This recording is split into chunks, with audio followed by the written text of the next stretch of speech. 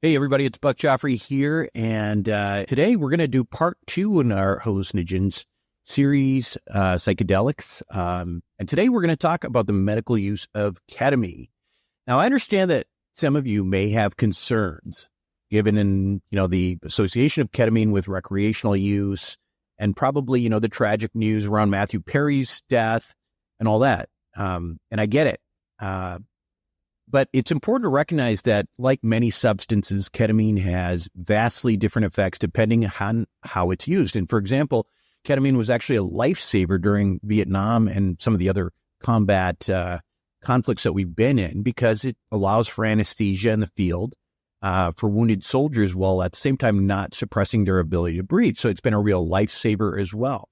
So what we're going to explore today is the groundbreaking sort of controlled and therapeutic use of ketamine in medical settings, where it's really proven to be a really powerful tool in terms particularly of mental health treatments, far removed from its misuse. So anyway, our goal is to provide clarity and understanding, and especially for those who may have reservations about its medical potential.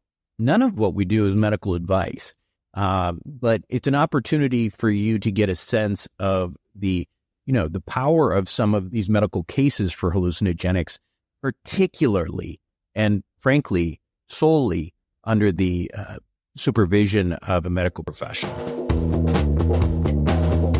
Longevity Junkie is presented to you by our friends at Acast. Welcome, Longevity Junkie. It's time to get your fix. I am Buck Joffrey, former board-certified surgeon, entrepreneur, investor, and most importantly, in health-conscious hedonist. And I'm Nikki Lee. I am an actress, model, a wellness inspirer, and the original Longevity Junkie. In this episode, it is a part 2 of our special on hallucinogenics. We're talking with Dr. Michael Mantz about ketamine and depression. And we've also got a brand new segment called Need to Know, which you may or may not really need to know. You might. But you might really like it. And we'll also, of course, give you our healthy takeout. So, Nikki. Yes. Last show was an interesting one, and you were in Costa Rica. Yes. I'm not going to say how was that, because I think we kind of saw how it was. Yeah. But let me ask you this. So you just came back, and that was what? Just a couple days ago. How do you feel now? Do you feel any different from before? Yeah. So this is my second time doing ayahuasca. And so now I've had 2 returns, if you will. And your perspective changes. You have so much lifted from you, cleaned out of you. You become more patient, like in traffic. You'll like someone will cut you off and you're like, okay, you probably have somewhere to be, especially in like LA. Yeah. So you just have this really lovely perspective, and you're bursted wide open. I mean, literally, like your heart is just wide open. And I come back feeling very confident. I come back feeling very held, especially by the groups that I've been in these last 2 times. I don't know how it is with every group, but at least with my group, each one has been phenomenal. And I've come away with like a new soul family, which is really special. And also what's really cool about Rhythmia specifically is they have an app. It's an integration app with yoga and breath work. So your integration is seamless. Yeah. So it's really nice. Yeah. You went to Egypt and recently, and then you went to Costa Rica, and then you went to ayahuasca. Yeah. That's sort of a trip. You went to there too. That is its own trip, isn't it? And normally I don't have anything to share in terms of trips. I know. But at this point, what I'll do, I do kind of have one thing is I actually have on a number of occasions, actually by now, done ketamine. You have? Yeah. Yeah. Oh, that's incredible. Yeah. So I do it in a very controlled setting. Okay, because I've done it at a club. Yeah, no, it's different. It's different from like it, what did they call it? Special K. That's like that's the recreational one, right? Okay. Right, yeah, right. I guess. I tried and I don't really don't like it. Yeah.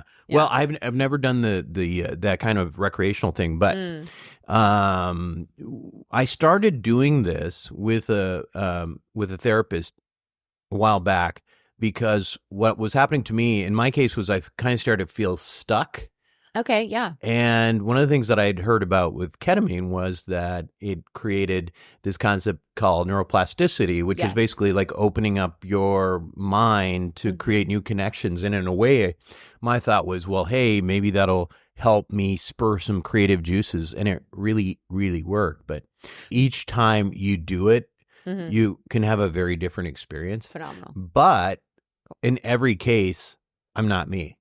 Like I'm definitely not me. Yeah, yeah. I'm like. So is it like you, like somebody else as a little soldier? I don't know if it's somebody else either. It's or? just like just imagine yourself, sort of almost like there's this world of energy, right? Love this. That you just become part of that energy, and you're seeing anything outside of that energy is kind of just not really real per se. That's my overall dissociative experience. Okay. Now that can take many forms depending on what I'm seeing during that period of time, right? Like, I can give us an example of one of the times at least so we can narrow it down. Really? Yeah. One of the most pronounced ones was really weird for me. For some reason, my brain started fixating on me and my identity. And I started like seriously having like these images of me from when I was like looking in the mirror, right? At, 10 years old, at 12 years old, at 15 years old. Like I kind of kept seeing myself at different ages and sort of recognizing this character that's me, but actually seeing it from somebody else's perspective. Okay. Wow, that's incredible. Yeah. What I'll say is that those experiences are kind of cool, but what the real benefit is happens in the aftermath of the actual experience. For the next couple of weeks, I end up feeling increases in just openness to things. And that's where that whole neuroplasticity thing comes in, where you're starting to grow new connections and stuff. So when you do this, the idea is hopefully during that few weeks, that window in which you've got neuroplasticity, you're doing things that you want to grow. So it's probably not a good time to get into like the political news cycles or something like that. You want to do things that are creative, things that are really bringing you joy. So this is exactly like ayahuasca in that respect. We should probably move on. Okay, well, yes, because it's time for this new segment, Need to Know.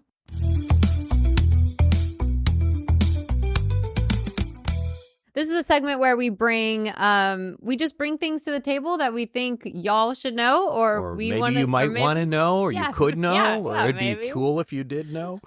You can bring it; could be your party trick. It's actually, and this might be a little bit more of a party trick. Okay, I'm very curious. He hasn't told me anything. I didn't tell you about this one. No. Okay, so let me ask you this question though. Okay. When you think of attraction, like, and I'm talking about instantaneous physical attraction. You walk into a room and you see somebody attractive. What do you think is going on? First of all, just for a second, think about what that experience is. What are you seeing and what are you feeling?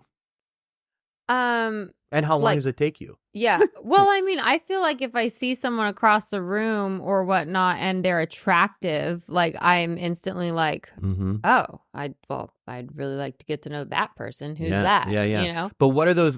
Can you think about what those features are? Well, for me, I know that I've learned like having a symmetrical face, right? Like having something that doesn't stand out and is awkward or wonky, having something just be really beautiful. Oh my gosh, you are so on. Okay, keep going. Okay, yeah. Oh, I love it. Because I'm going to tell you about the science behind all Oh, amazing. Yeah. Well, anything else? Health also. Well, yeah.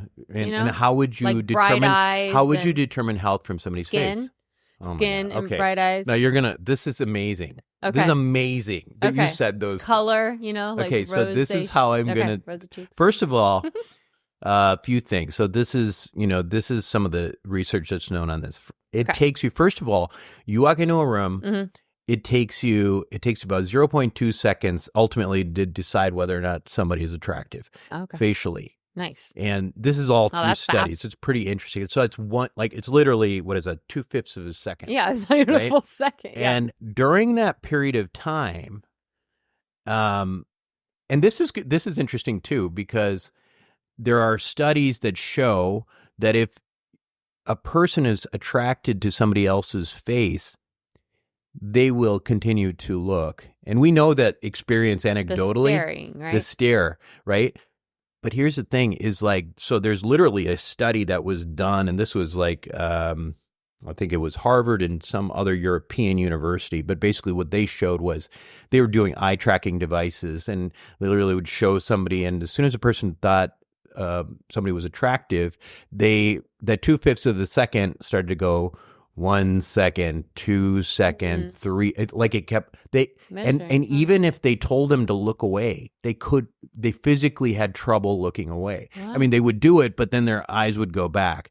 Right. So like there's you caught my eye. Yeah. Like a literal. Exactly. Yeah. Now here's the alternative side of that is that the person on the receiving end at 3.3 seconds starts to feel uncomfortable. That's so funny. If they're not reciprocal. Also, also attracted to the other person. If the other person's attracted, then that's why some people like I've felt eyes on me. Stalkers. Yeah. Yeah. That's that feeling. Well, that's that 3.3 seconds. Got it. Right? Got it. Like if so you are having these experiences that are sort of biologically built in. Okay, so I think the interesting thing to me about this whole thing is you just mentioned remarkably 3 of the biggest things that biologically we're wired to recognize, and that is symmetry, go me, ding ding ding, averageness, and skin. These 3, and skin is such a big thing for me, right? But so here's the context I want to put this in, though, is we all take that for granted, and obviously you've got like the cosmetic industry from surgery, you've got cosmetics and makeup and so on that are, but if you break this down, there's reasons for this. Symmetry of face and averageness. Now, when we talk about averageness, this is where, I think you said something like that word. I don't know what you said, but something that's not off or wonky or, right. Like something like somebody has, some feature that's very out of the ordinary. Right. So when we say like a butt chin. Yeah. Right. Is that one? Maybe. Yeah. Because, it's not what you see everybody have. Right. Or, it's probably why the rhinoplasty, the nose, everybody, they're so popular, right? Is everybody's trying to sort of get back to the norm because that's what they perceive as beauty, right? And then skin blemishes. All these 3 things have one major thing in common, which is that they're also signs of genetic strength and health, genetic health. Well, because if we want to mate, we want to find somebody. Exactly. Yeah. So you are like an evolutionary biologist. This is amazing. So this is in the 2005 study in the Proceedings of the Royal Society. They found that men found female faces most attractive when their fertility levels were highest during their menstrual cycle. Yes, I've heard that. I have heard that. Yeah, I mean, it's probably because we're like ready to mate, right? Yeah. Like we're sending out that pheromones and stuff like that. Middle schmerz. What is that?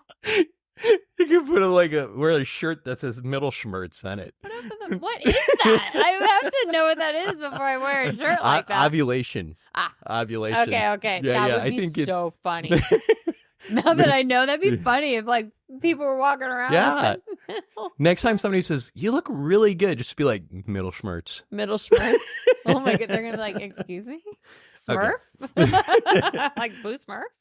Okay. So, oh my gosh. One more thing that I thought would be really interesting to know. Yes. Let's hear it. This has been good. It's not just visual. Okay. It's smell. Smell. I love smell. Smell is everything to me. Okay. But here's the thing. There are a lot of things that are they're not really things that you smell. Okay. They're things that you are like pheromones. Okay. Right. Yeah. So the animalistic stuff. And I think this is fascinating because I literally can think of times in my life where I'm like, was dating somebody. I'm like, what? There's something, for some reason I can't, something's not working here. Did they smell? No, but maybe they didn't smell bad, but they had a smell that for me, for some reason, turned me off. Yeah, I had a boyfriend who loved how I smell. I mean, he literally would deep dive into my armpits. And I was like, yo, bro, I'm like, this ain't turning me on right now. Like, you gotta back up out of my pits. That's it was like, weird. This is not cool. But it was nice, though, that he wanted to, that he liked my smell that much, I guess. I mean, that's a great thing. But yeah, that was a little awkward. So you wonder what pheromones are. Yeah. And one of the things which I found was really, really fascinating was that there seems to be one key area of this pheromone that focuses on something called major histocompatibility complexes. Okay, just let's call it MHC. Yeah, But basically, it's a gene. They're genes that code for various proteins that are involved in the immune system that recognize, viruses, bacteria, stuff like that. And so, there's been a number of studies that show that people are generally more attracted to people with pheromones with different MHC complexes. So interesting. Why do you think that might be? Because from an evolutionary standpoint, that actually kind of makes a lot of sense, right? A lot of sense. Because if you had a set of defenses against things, and someone else had a set of defenses against something else, when you made babies, they get it all. They get all the benefits. Right. So that's the theory. Okay. So anyway, interesting. Lots of molecular foreplay going on. Yeah. Okay? Well, it probably is why I'm still single. I mean, I haven't found my perfect concoction potion. Yeah, you're looking for the right MHC complex. I am looking for the right MHC complex. That's what I'm going to tell my parents or anyone who's ever like, so why aren't you married? I'm like, well, it's very complicated. Major histocompatibility complex problems. Okay, I just can't find anyone who meets the right deal. I'm like, there's a lot that goes into this mating thing, guys. Like, geez. Really true. We'll do body some other time. That's an entire another world. Oh my God! Especially talking about this with a former plastic surgeon. That's really interesting. It's really Anyway, that is love that. Thanks for the need to know. Well, you may not need to know it, but it's good. It helped me to know it. You. To be honest, yeah. That's why I'm so selective. There you go. There you go. I'm just looking for the MHC. Yeah, you're looking for the right major histocompatibility complex. There we go. Just glad to have a scientific reason why I'm still single, guys. So we are going to go to our first break. And when we return, we'll discuss ketamine therapy, which I'm so excited about, with Dr. Michael Mantz. Welcome back to Longevity Junkie. Time for our guest interview. I'm super excited about this. It's time for the breakdown with Dr. Michael Mantz.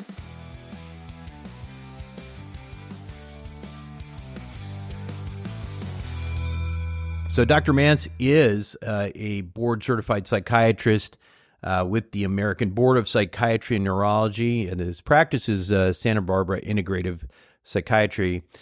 He is a very unique practitioner in that he focuses on blending a lot of progressive psychotherapies, nutrition, supplements, attentional training, and exercise, ultimately to sort of combine all of these things to break through issues that appear to be holding them back. And I will say, as an aside, getting to know Dr. Mantz and having known a lot of psychiatrists in my past, not just through medical school or residency, people I know, Dr. Mantz is probably the single smartest psychiatrist I've ever met. So thanks for joining us. Wow. Thank you very much, Buck. I appreciate that very much. So absolutely.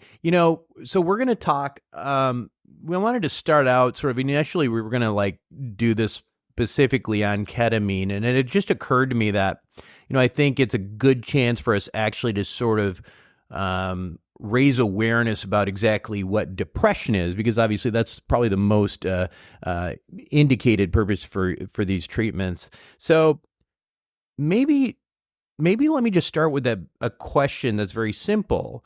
What is depression? Is it an actual disease?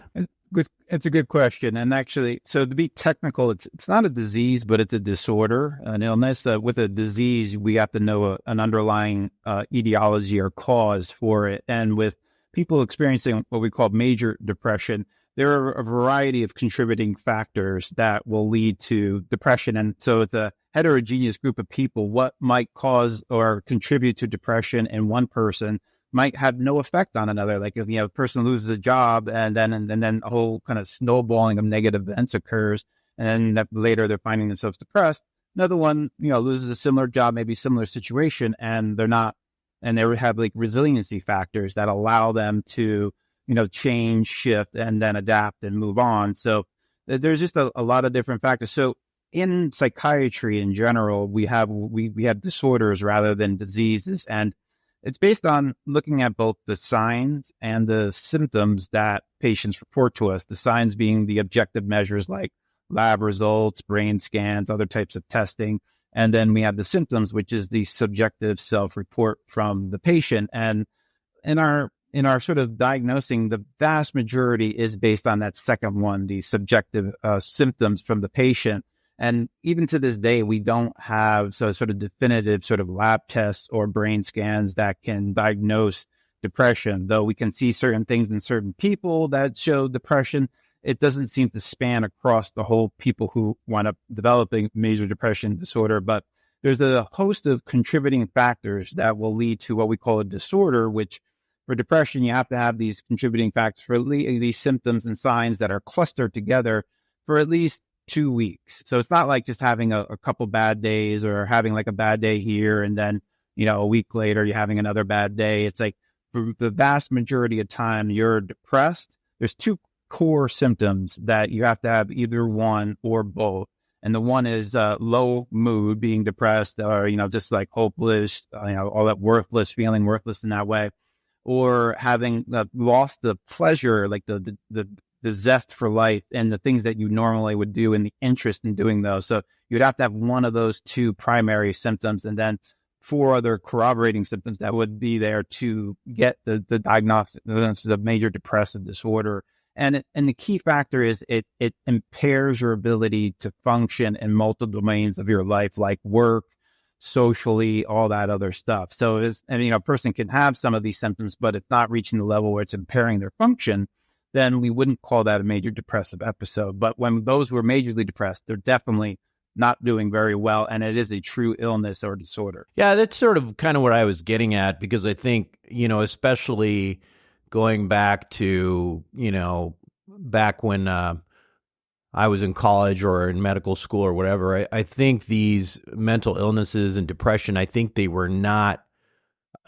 really, I think, given seriously. Yeah, they weren't taken seriously. I mean, they were kind of get over it, kind of, toughen up. Yeah. Exactly. Right. Yeah. Where, so I want to make the distinction for people who've never experienced this kind of, I guess, disorder, that it's not just feeling sad. Yeah, absolutely. We can go into looking at some of the symptoms that might correlate with a lot of people having depression, like feeling like a leaden paralysis, like the body, like as if we turned on gravity on that person 5 times stronger than everyone else, kind of like the Linus with the little cloud. Just imagine Linus wearing a 40-pound weighted vest as well and trying to get through life in that way. And it definitely has a lot of physiological impact that, from increasing different risks of diseases.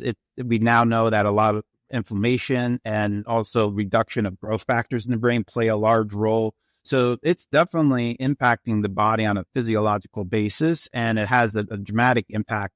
Like even the way they can't get things done like they want to, but all of a sudden they just can't get that heavier body moving, and then then their attention gets impacted, so they can't concentrate or even make decisions, because you feel like if the body's inherently, depression is a shutdown in the body, and sometimes it's not pathological. Sometimes our body needs to shut down on purpose to cool it down, but other times when it's happening pathologically due to other factors, that's when it becomes a huge problem, and it makes them just more difficult to do anything. And then their social relationships, their thoughts get extremely dark. They have what we call a negativity bias enhancement. So anything they look at, because we're always anticipating the future, what's going to happen. And all of a sudden, you can imagine if your mind just shifts, and every time your mind's giving you a thought, it's like, that's not going to work.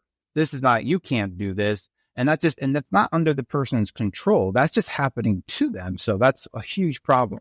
I'm going to chime in right now and I just realized I was depressed for like the last year and a half. Yeah. Like heavily. That's why we're doing this show. I know. I'm like, whoa. I'm just like, what the hell? Like, and I also had another psychiatrist tell me you're in denial. Like you are depressed. You're not allowing yourself to understand you're depressed. Like I was in complete denial because I'm always like trying to be so positive and just always have all these positive affirmations and live life in a certain type of way because I'm also expected to be that type of way. So this is actually like eye-opening for me. I'm like sitting here going, oh my God, what? Yeah. So along that lines, if Nikki's just discovering this, I mean, there's a difference between those who've been diagnosed with depression per se and those who've experienced it. Do you have any sense on the percentage of the population that deals with these problems at a clinical level like this? Yeah, the most recent data we have is in I believe 2021, and about 21 million of us in the United States are suffering from major depression, which is about 8.6% of the population. More so in women, about 10% than men, which is more like 6%. And what we see when we look at it, that's for adults, and the age group that got hit the most in the adults is the 18 to 25-year-old group. That's nearing close to 20%, or more than 1 out of 5 of these people are actually having major depression, which is a huge problem. It's even a bigger problem with adolescents. You're starting to approach numbers like up to like 25%, and for women adolescents between 12 and 17, we're looking close to 30%. So it's been a dramatic rise, and we're trying to look at different contributing factors that's leading to this rise in depression. Well, the contributing factors, I feel like it's also like our nutrition, because that's the most thing that we commonly are, we're all participating in is eating, right? Every single day, all the time. And we have more processed foods than ever. And what just popped in my head was like nutrition, and these kids, we also ate all that sugar and all these processed foods and, But I was awfully happy during those Twinkies, with those Twinkies and all that. It didn't bother me at all. I'm not going to lie, me too, but, You're absolutely right, though, Nikki. It's certainly one of the major contributing factors, and one that we don't normally address in Western psychiatry because we're not trained in medical school. Like I had one day during medical school on nutrition, and it was studying amino acid structures. Like what usefulness is that? So that's the problem with our system, is that we're symptom-based and symptom suppression-based rather than root cause-based, and that's a big problem. So when you go to your doctor, they're not going to know anything about nutrition unless they've sought out extra training, and that's a big factor. So I think you're spot on. That's one of the main contributing factors that's often neglected in our Western medicine models. So one of the things that, the show's Longevity Junkie, it's about living longer, living better. And of course, when you talk about living better and having health span, we certainly think of having good mental health, but there is an actual significant impact on longevity as well. Just a few statistics I'm just going to run by and get your thoughts on. Untreated depression, not including suicide, appears to reduce life expectancy by 5 years. In other words, we're not talking about people cutting their life short because of suicide, but they just live 5 years less because of something. And people with depression have a 40% higher risk of developing cardiovascular disease and metabolic diseases than general public. Why do you think this is? Well, it's interesting. There's a book called by a Harvard psychiatrist called Brain Energy, and Dr. Christopher Palmer, and he thinks that the common final pathway of all mental disorders is metabolic, or how our body produces energy in the cell, which is going to be impacted heavily, as Nikki pointed out, with our nutrition. And so when that is all coming into play, if the common pathway is metabolic, or one of the major reasons, then we could see how depression would then may lead to things like increased heart attack, increased diabetes, increased strokes. And we see it on the other end, like a person who has a heart attack, they have a 20% chance of developing depression a year later. If a person has had a heart attack and then develops depression, their chance of getting another heart attack in 1 year is double. So we see this sort of bidirectional relationship between our metabolic processes, our nutrition, our overall health, inflammation, and how the body's responding to that, and like depression or anxiety or bipolar disorder or all the other mental disorders that we have. And we're talking about like our body's reaction. That's what you literally just said. And when we are depressed or when we want to do something but can't do something, I believe that our body is like, that's a stressful thing to put our body through. So if our Absolutely. if our body is stressed out and our body is trying to keep our wheels turning and being normal in society and stuff, I feel like there's a lot going on in our body that's stressing it out, inflammation. And we also, if we don't have the right nutrition and the right exercise, because we're so kind of, depressed and couch bound or something, then it's just a compound issue of our body trying to work through a depression that it just feels like it's you're caught between a rock and a hard place, which then would lead us into all of these different diseases like cardiovascular and metabolic and things like that. Yeah, absolutely. A lot of people feel like Sisyphus when they're in depressed gangs. They're trying to push it up and they're just only to fall back down and push it up and come back down. And that breeds hopelessness and shame. And these are powerful emotions that generally will keep depression being depressed. And that's why it's such a difficult disease to treat, because most people who have a major depressive disorder, even if they achieve full remission, the chances of them getting it again is 50%. If they have two and then their chances go up to 80%. So it continues to get worse. And a person who's had a major depressive disorder on average will have at least 4 major depressive disorders in their lifetime. So these are dire sort of statistics. One thing I want to get at real quick is with regard to inflammation, because that seems to be a big thing in depression. And I'm curious, do you think that the depression is bringing the inflammation or the inflammation is bringing the depression? Because again, there seems to be a very high correlation between people who are in clinical depression and high levels of inflammation, which by the way, could explain all of the life expectancy data that I just mentioned. Yeah, I actually think it's bidirectional. It's I think like someone who would have autoimmune disease would be more likely to have the experience or get depressed, or someone with cardiovascular disease. These are chronic pro-inflammatory conditions. So we see these increased results in having the mental conditions. And then we also notice that people with depression will have these other sort of pro-inflammatory diseases. So I think it happens from both sides of the fence, though. To kind of take it from the side of the inflammation then contributing to depression, I think a lot of it, just to come back to Nikkis' point on nutrition, is that because we're eating such a high processed food diet and often eating quickly, not really paying attention to it, oftentimes we'll develop the issues in our GI tract. And we're seeing now that gut-brain axis, how important it is for the gut to be healthy, for our brain to be healthy. And so when our brain is that, some of the things we can get increased sort of holes in our intestinal system, what people call increased intestinal hyperpermeability or leaky gut, where then more of these larger molecules go into our body, which our body normally wouldn't be exposed to, increases inflammation in the body, like you get an immune reaction. And then it goes over to the brain. And then the brain, after that sort of hyperactivity, if you just think about your computer overheating after a while, what does it do? It goes into standby mode. It's essentially what our body's doing. It's like, it's going to overheat. And so then all of a sudden with that intense inflammation, boom, you're going into standby mode. So it could be a response in order to cool the system down. But then because we're thinking creatures and we're doing creatures, like you're talking about, then you're fighting against, like as if you're kind of moving in jelly in order to get through the day. And then that compounds the issue. And that's how this started to become a full-blown disorder. I'm huge on energy and vibration and frequency. And there is a total miss when we're Zooming or over a computer as opposed to being in person. So why don't you just drive over here now? Okay, just get over here. I'll be right there. Yeah, we're going to pause.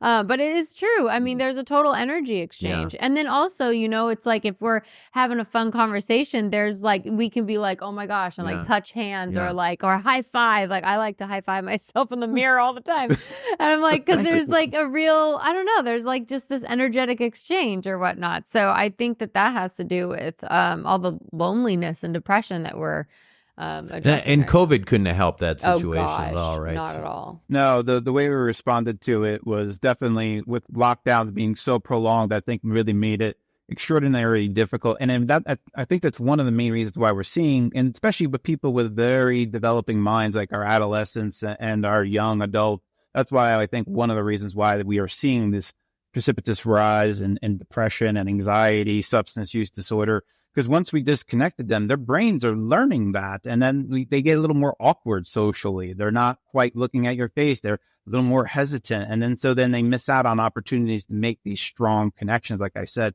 that's one of the main ones that I think is left out, is that we are a social species. We're meant to have strong connections. If we don't have that connection, what turns on is a primal circuit called our panic circuitry.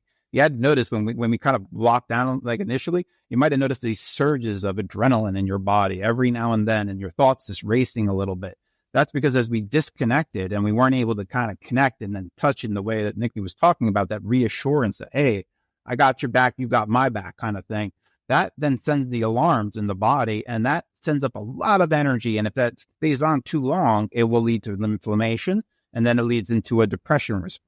So this is how it's all interrelated. When you were talking about any treatments, you were saying, Dr. Mantz, you were saying how you like to go into like the nutrition and exercise and things like that. And I just wanted to commend you for that, because I think a lot of psychiatrists and stuff just do the easy, like write the prescription and hand it out. And I think that's why there's so many people on these Prozac and all these different types of treatments of the pill. And it becomes kind of like a social thing, like, oh, well, which one are you taking? You know, like people, like I've literally heard people talk about that. And I'm like, oh my God, that's horrible.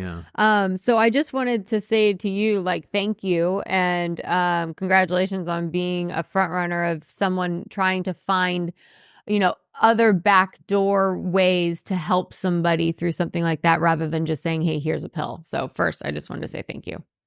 Oh, you're welcome. Thank you for that. I totally agree. I think your training is also pretty different. You've got a lot of background in a lot of different things. I mean, just, what you're also, you have an herbalist too, right? Like you're an herbalist. Yeah. Before I went to medical school, I didn't go to medical school till I was 29. So I lived many years of other life and doing many different things. And I got a master's degree in herbal medicine, and I worked with a gentleman who wrote 6 New York Times bestsellers on nutrition, Dr. Joel Fuhrman. He mentored me for a couple of years. And you learn best by going, just working with the best and being with the best. Modeling is the fastest way to learn stuff. So I had the great fortune of working with some really great people, and then incorporating what I felt I could bring to the table by sort of integrating what I thought and synthesizing what I learned. Well, let's go back to drugs. Drugs. So what's your, tell us a little bit about the pharmaceutical side of this. How do you approach that, and what kind of success do you typically have with pills? If we're going to just go with the standard ones that were sort of taught in medical school, is the SSRIs, or the things like Prozac, Lexapro, Zoloft. These are the ones that most of us are. Nikki, you probably heard your friends talking about that, and all the different ones that they might have. And essentially, without going too much into the weed, we can think about it. You have your 2 neurons of the serotonin ones, and one's like going to secrete serotonin, and there's a little cleft, and it kind of hits the postsynaptic neuron here, and that will have a downstream effect. And in terms of if it's going to work for a person, what we notice is actually increases a lot of the growth factors, and it can have anti-inflammatory components. And what these medicines do is that once the serotonin is secreted, it either gets broken down in the cleft, or it gets recycled back into it's like you have these little vacuums that suck it back up. The medicine sort of plug up a certain percentage of these vacuums so that the serotonin lasts longer and has a greater effect on this guy. And that downstream, and when it works for a lot of people, they'll start to have increased growth factors in the brain, and also some anti-inflammatory reactions. That's why, just to go back to the COVID thing, one of the SSRIs that was considered was fluvoxamine as a treatment for COVID. Why? Because it had anti-inflammatory effects, which helped reduce that sort of cytokine storm that was on there. So again, we're seeing that interrelation with inflammation and all these other factors. Yeah, absolutely. So what kind of, so in general, I guess, what's sort of the success compared to a placebo of your typical SSRI? I mean, in terms of, I'm sure there's statistics on that. Yeah, and they're not good. They're about 33% after 6 to 8 weeks of using. So you can imagine and they're doing that in studies, they're taking something for 6 to 8 weeks and being in the agony of depression, and only a third are responding to it. So you can imagine that being like not the best thing for people to have. And not only that, when they had a study that I was just reading about, when they just were using medications in 5 different medical centers, they had people and they gave them the standards of treatment, and they followed them over 12 years. And although they got the same kind of remission rates, like a third and all that stuff, but what was the problem was that people kept popping back into depression even while on these medicines, or they had to switch medicines, and like something along the lines of over 90% still had depressive symptoms at least 59% of the time over 12 years. So in your practice, how do you, like when you're on, what's your approach? I mean, obviously you're going to do more than just give them an SSRI. You're going to do that alongside of, are you using your herbal background? Are you using, I mean, obviously you believe in psychotherapy or, that kind of thing. So just curious on your own approach to it before moving on to, say, a ketamine type treatment. Yeah, to be quite honest, I'm starting to move a little bit more towards using ketamine as the initial agent rather than an SSRI, simply because I think it's safer when it's done wisely and correctly in a safe setting and everything like that. And it generally, just because why would you want the person to wait another 4 to 5 weeks when we see in studies with ketamine, you often can get, and this is in treatment-resistant depression, a 50% reduction in symptoms after 24 hours. Wow. That's just coming from treatment. After 33% over like, Right. months of 6 weeks, a pill. Oh my God, that's incredible. Let's catch people up real quick. So what exactly is ketamine? Yeah, so we were looking for better anesthetics, things for a surgery to put us under. And they developed that PCP first. And so PCP they did use for a while, but it had a lot of other side effects that were problematic, and it had sort of a higher abuse potential. So then in 1962, a guy, Cal Stevens, was fiddling with that molecule and actually came up with ketamine. And they found out that it actually had really good anesthetic effects, but without all the side effects that PCP was having. And so then they wound up using it in the Vietnam War, because they used to use morphine during wartime. Like you can imagine, you would have like morphine packs. So if one of your buddies got seriously wounded out there, you would go and hit him with the morphine. But the problem with like morphine and opiates in general is it depresses the respiration center. So oftentimes people would die from that kind of response. What's unique about ketamine is it doesn't depress the respiratory system. One of the unique factors. So then they called it the buddy drug. So then they started using ketamine during the Vietnam War. And just what's interesting, even though it was developed synthetically, we found out in 2015 that there's a fungus. It's called Patrona chlamydia it actually makes ketamine. So even though we derived it synthetically, it was made we now know a natural fungus makes ketamine. So this is one of the interesting factors. It's really cool. Love that.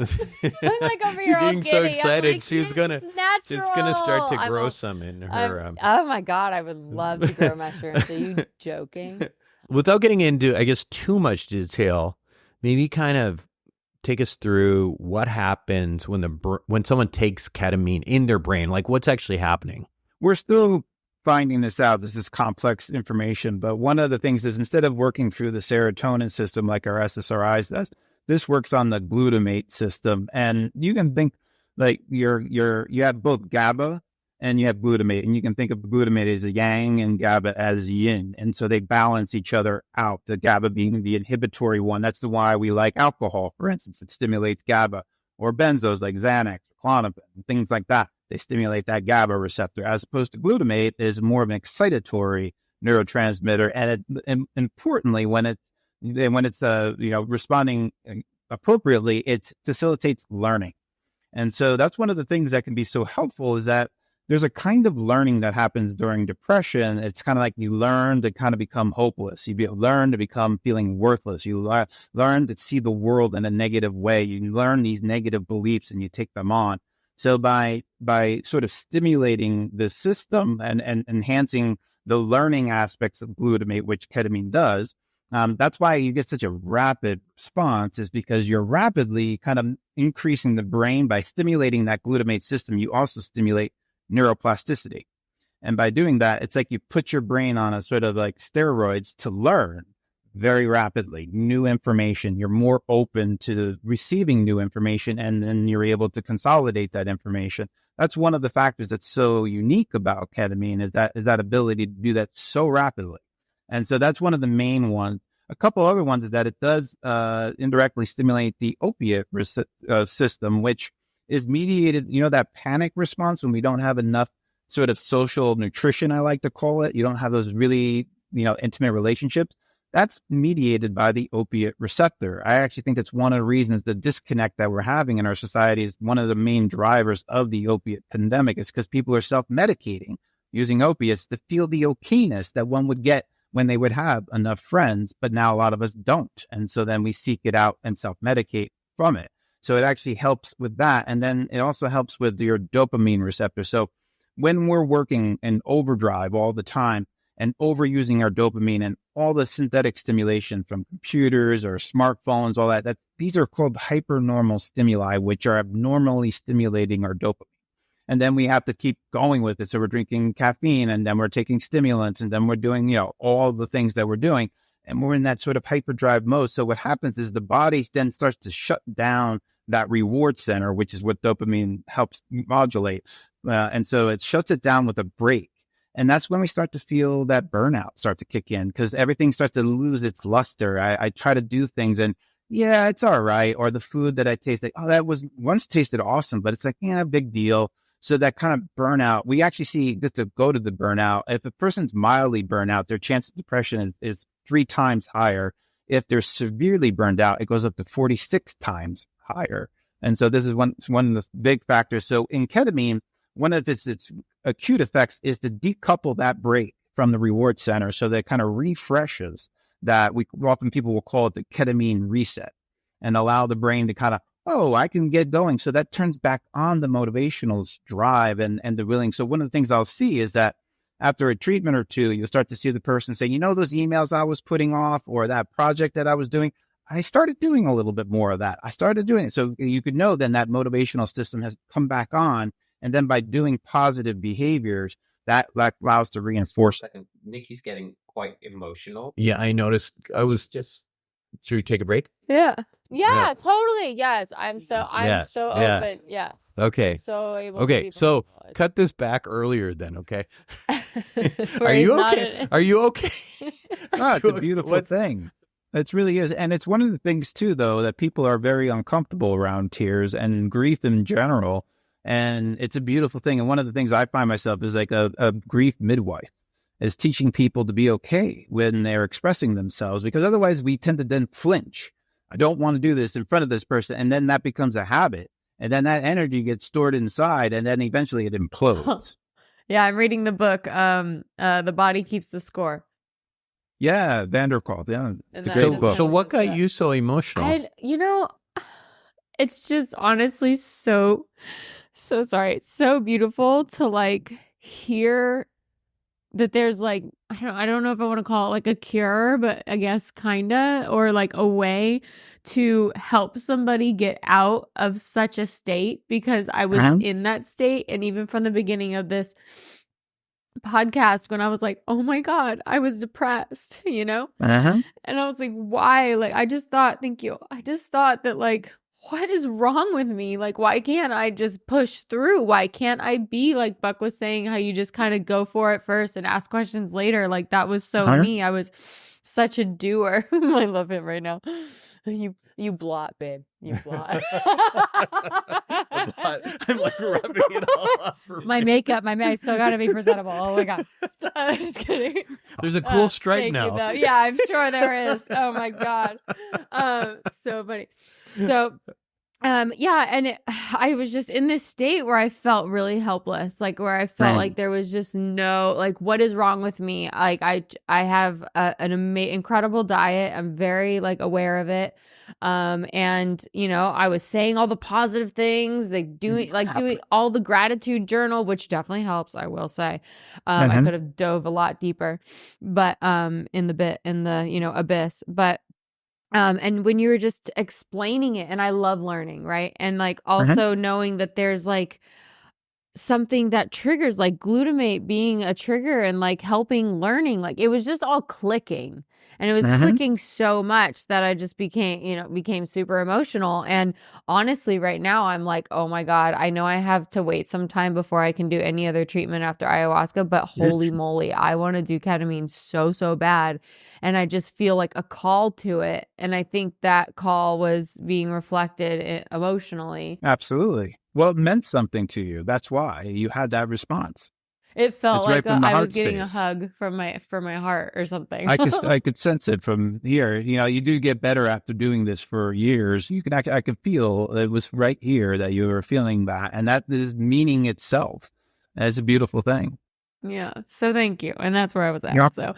So I'm just like, wow, I'm so excited to learn about this because honestly, all I knew about it was the club or whatever. I was in Ibiza for the first time when I saw or experienced ketamine, and like these people were passing around on this drug, and I'm like, what the hell is that? And they're like, oh, it's like horse tranquilizer. And I'm like, oh my God. Okay. I guess I gotta kind of try it. And I tried it, got into a K-hole, and I'm like, what the F is this? I hate it. I'm like, what are we doing? And then I would see people next night, like doing it again, and people being passed out on a couch and not being able to move. They're literally paralyzed. And I'm like, this is the stupidest effing thing I've ever seen. And that's I think it's a good lead into my question. Sort of, there seems to be sort of the dose dependence, like on what the reaction people actually get to this, right? I mean, when I did, there's no way in hell I would have been at a club. Like I'm not even in my own body, much less at a club. And so can you talk to the dose dependence and the different, I guess, and this is important because as Nikki mentioned, there is this special K that people were doing, especially some decades ago. Sure. Now there's, online, you can order things from various company, lozenges, ketamine that like people are doing left and right. And then there's obviously sort of doing the full out in the office, high dose ketamine experience. So if you could parse those apart, I think that would be really helpful. Yeah. I mean, we'll think about it. At first, it's a dissociative anesthetic. So if we go full force, lights out, you're out. You're just going to be unconscious. And so, but now imagine we have a dial now that all the way with unconscious, but now we can just dial it in a little bit. So then you go into this sort of dreamy like state that's corresponded in the brain with increased theta waves when we have with that, when you're really just sort of like in a deep daydreaming or when dreaming itself. And so and it gives you access as all of a sudden you're in your sort of alert state of mind. And now you're getting into this more dreamy state, which gives you access to more of your subconscious material, which you normally don't have access to.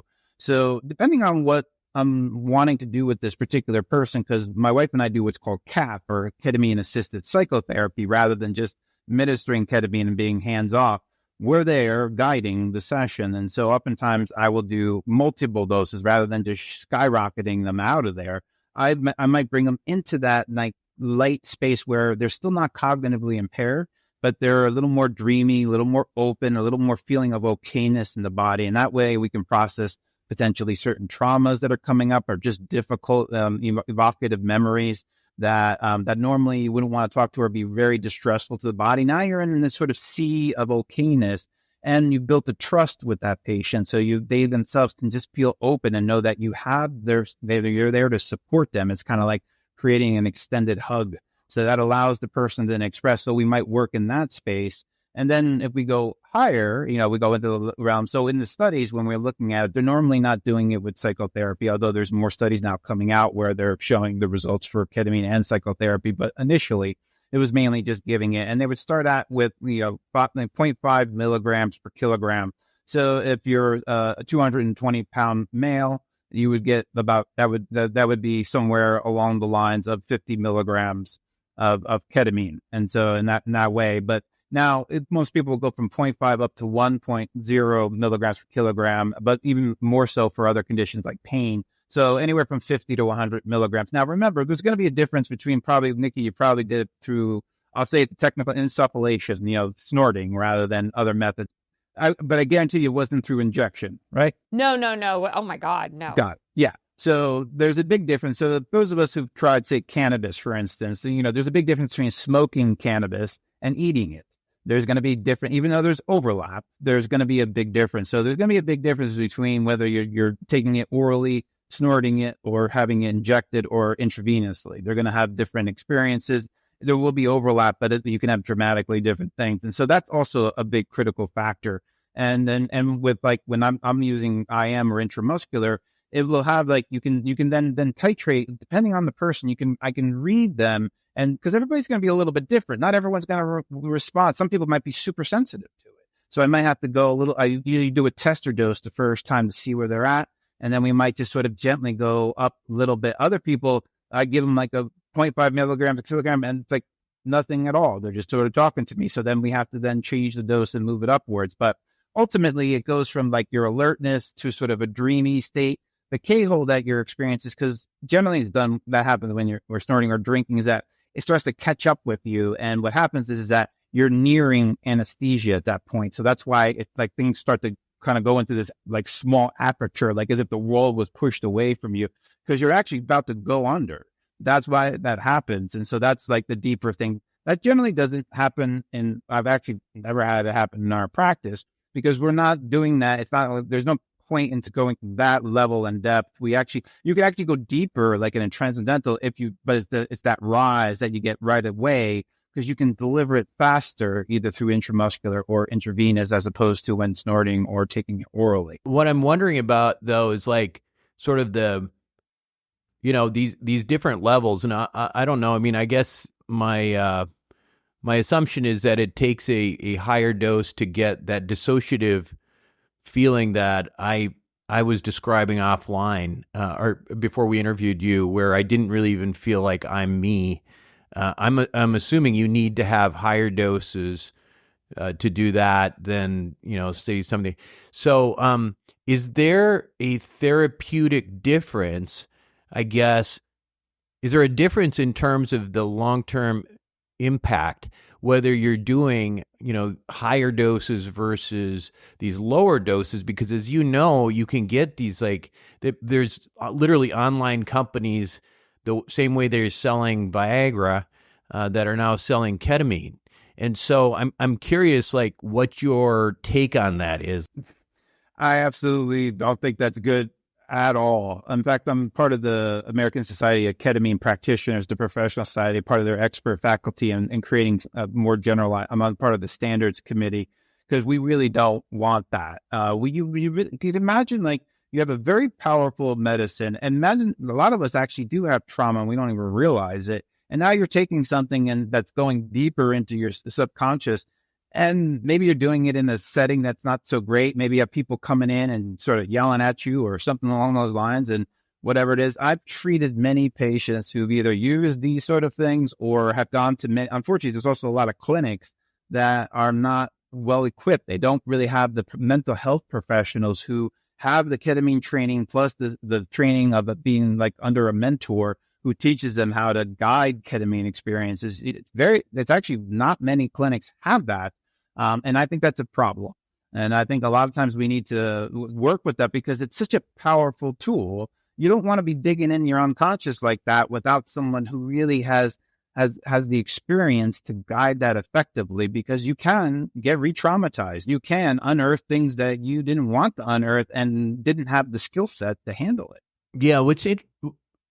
Yeah, what's interesting to me is that what you just mentioned about sort of an uncontrolled environment, because one of the goals, as I understand it, is that you're trying to associate this sort of pleasant psychedelic or dissociative experience with some euphoria alongside whatever trauma that you have or depression, these issues that you have.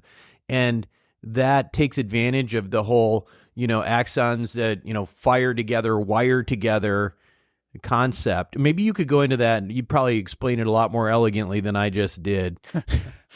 Well, think about it. If you have like a trauma, it's a memory. Usually it's very vivid and has a lot of things going on. So when you recall it, maybe that's the intention. We're bringing the ketamine on board. So it's stimulating a little bit of that opiate receptor, feeling a little more comfortable in the body. We're having a little bit of that dopamine. So you feel a little more efficacious, but better sense of agency in that regard. And you're enhancing your learning and your openness to new perspectives on it. And then being guided, like oftentimes the therapeutic removal maneuver is called reframing how we view a particular event. And so you can imagine doing all of that and with the ketamine on board. What that allows is that when you recall a memory, it's like you take the long-term memory, you're putting it back on the workbench. It's now modifiable. So now instead of having just this memory and maybe you're just thinking it by yourself, which would make you feel a little more lonely, you're now with the individual who's there to help you, guide you, work you through it. And you get a kind of an emotional corrective experience. And then when that memory then gets restored back in the brain, it's called reconsolidation. It gets stored with those positive feelings and sandwiched with it now. So now the memory doesn't have that huge weight, huge negativity that it once had. And oftentimes it can be transformative where that no longer is even bothering them anymore. They see it as a form of how they develop new characterological traits, greater sense of resiliency, those kind of factors, and it can shift like that. So what do you think about combining, some of these other things that people are taking? I mean, obviously not all of them are legal, but for example, here in California, there's a lot of people who are using psilocybin mushrooms and microdosing and that kind of thing. So I do think there's going to be a place for that. Again, because they're now still Schedule 1, they're still illegal, though we have a pretty deep underground in Santa Barbara over here where people are microdosing, whether it's psilocybin or LSD. And although I can't say, hey, you go microdose or something like that. But a lot of people, when they've already told me they're microdosing, then I'm allowed to give them some professional guidance to keep off of any potential side effects and whatnot. And it just happened to be that a couple times when people had microdosed and maybe not have told me, and then we did a ketamine session that day, or they did it just the day before, they then would tell me during the ketamine session, hey, I microdosed over there. And oftentimes I saw that for a lot of the work that I do, like, again, I said, I'm kind of like a grief midwife, is like letting people like really let go and let their body process grief in the past of past loss. And I noticed that with psilocybin, microdosing, and ketamine seemed to facilitate that, which I think was extremely beneficial in these cases. So I'm excited about these possibilities. Again, they're not studied yet, but just clinically, it's very exciting. And I do combine, because it is legal around here, I do combine with, in certain patients, cannabinoids, THC, CBG, these other ones with ketamine as well, if I'm looking for particular responses. And also like herbs like lion's mane, because ketamine increases neuroplasticity. So you could also use other herbs that have been shown to increase neuroplasticity. Once you know the mechanisms, you can then use different supplements like the dopamine. You can give precursors like L-tyrosine beforehand, but you have to do this under an expert care. This is not something you would want to mess with on your own, because then you could really cause some problems. Right. And the interesting thing is, I don't think there's that many experts like you, because there's a lot of different herbs and stuff that you're using. Let's get one thing I wanted to circle back to now is the role of, ketamine in depression. We've talked about this now, but you mentioned right off the bat that you're going to a model where you may start with ketamine instead of going to SSRIs or other medications. So if you could talk a little bit about sort of, you said with SSRIs and other drugs, it might only be a third of patients that are actually getting benefit. What kind of results are you getting with ketamine? Yeah, we were definitely seeing some pretty dramatic results. So it does tend to need a few sessions. Generally, what we have what's called the induction phase, which is generally about 6 sessions. And depending on the severity of depression will be how frequently we do it. So if a person is really coming in with the really intense treatment refractory depression, we might do 2 per week, or like the first 2 weeks, or even all 6 sessions, 2.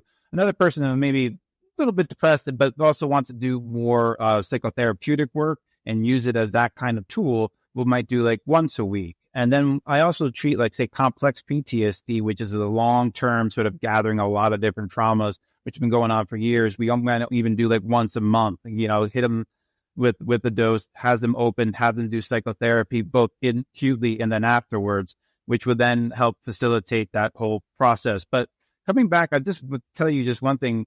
If you were to ask my wife or I, if we had, have a child and they were, say, 16 years old and they were very depressed and we tried nutrition, we tried all these other things, what would we go to the first synthetic? We will both say ketamine would be our choice, just to let you know. That's how what we see it after experiencing it for over 5 years. Right. So success rate. Oh, the success rate we can see anywhere after 6 sessions. You'll start to see anywhere above like 70 to 75%. You got to imagine when they're coming to us because we're out of network, we're seeing people who've already seen probably 2 other psychiatrists, have gone to psychotherapy. So we're getting into really tougher cases. Yeah. And does that include people who are already on medication?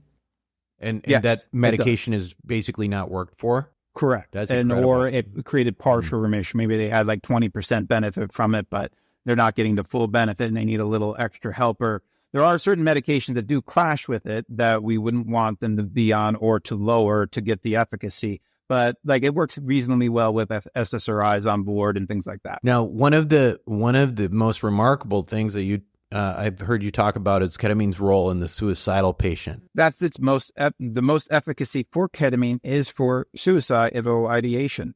It's the most effective, because we see about 50% in the studies with that one dose of remission of studies. We see after one dose, after a week after one dose, suicidal ideation goes down by like 70%.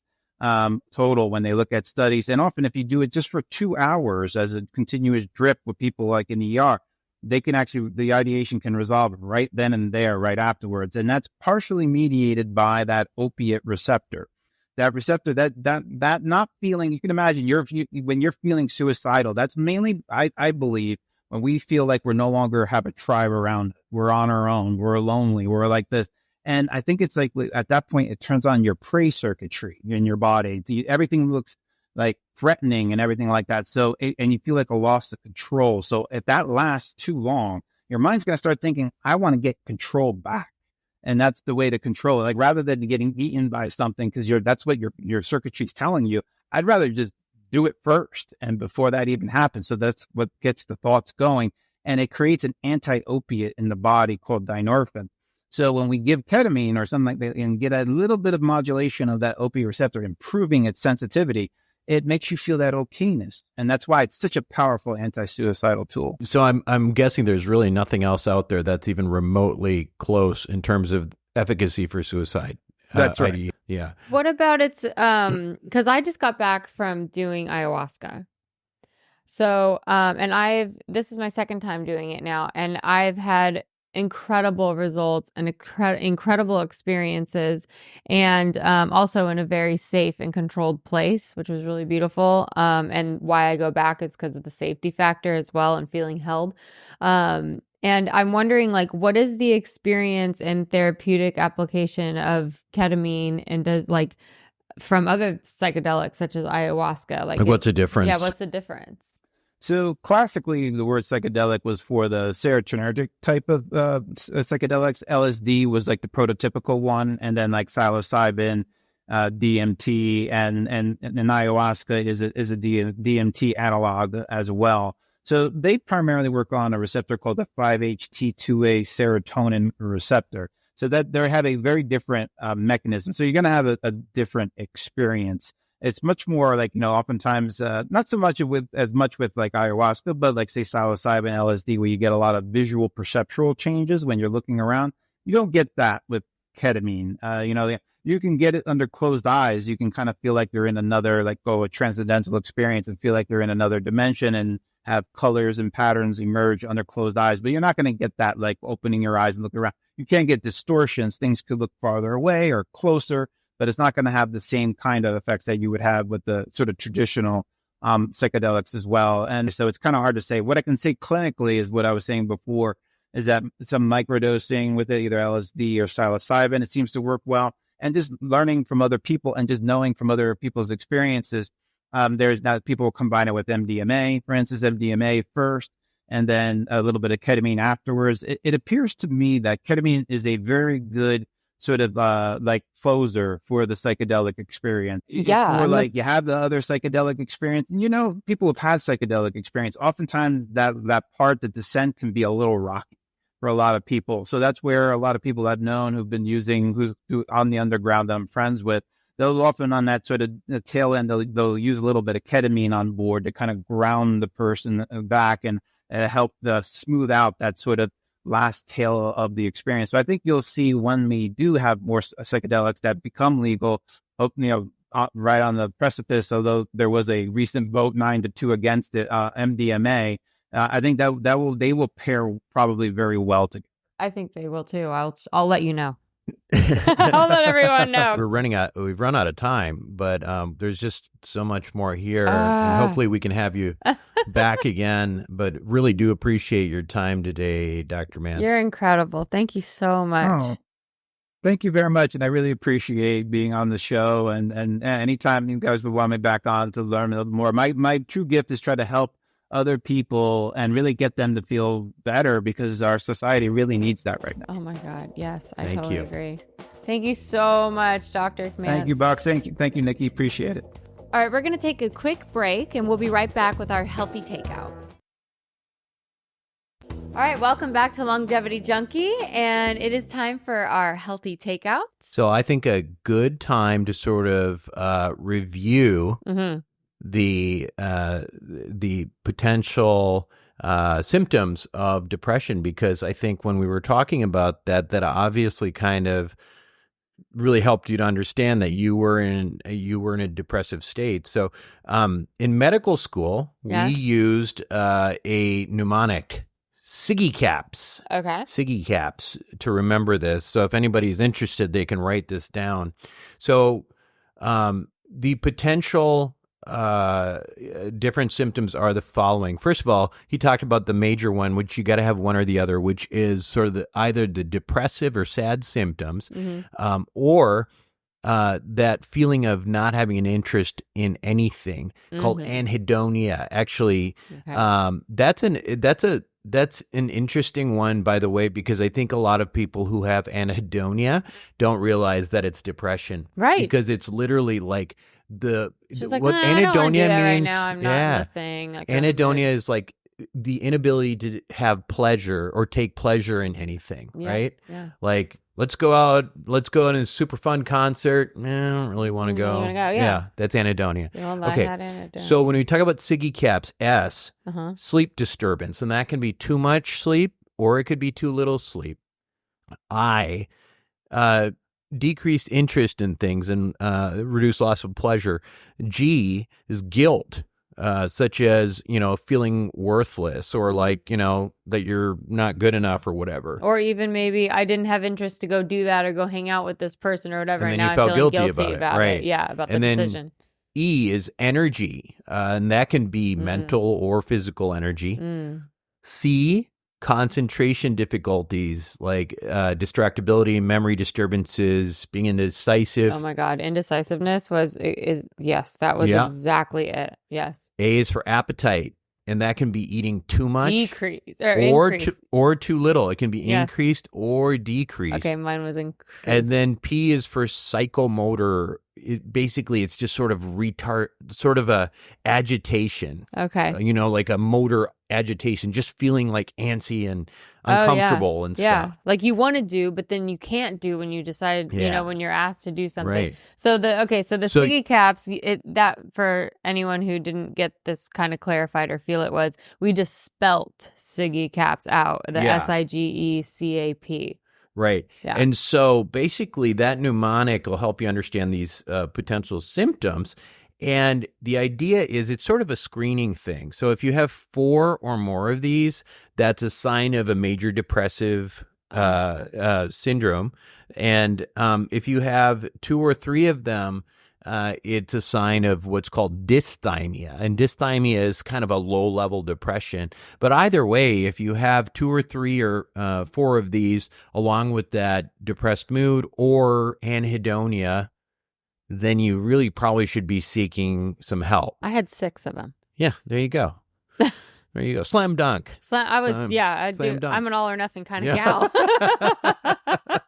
You are. I'm going to just start calling you Siggy Cap. Yeah, I'm a Siggy Cap. Oh my God. I mean, oh yeah.